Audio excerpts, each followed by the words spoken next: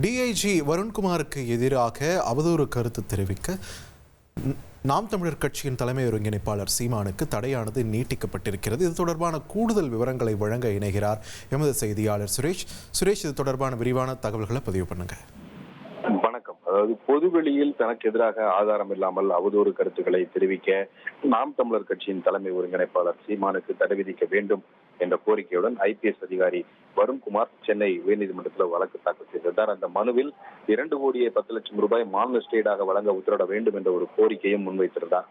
இந்த வழக்கை விசாரித்த உயர்நீதிமன்றம் திருச்சி சரக டிஐஜியும் IPS அதிகாரியுமான வருண்குமாருக்கு எதிராக கருத்துக்கள் தெரிவிப்பதற்கு சீமானுக்கு இடைக்கால தடை விதித்து உத்தரவிட்டிருந்தது.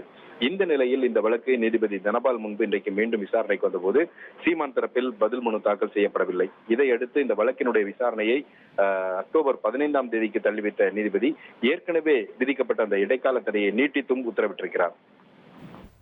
நன்றி சுரேஷ், உங்கள் விரிவான தகவல்களுக்கு. உங்கள் தந்திவன் தொலைக்காட்சியில் கணபதியே வருவாய் தினமும் காலை 7 மணிக்கு காண தவறாதீர்கள்.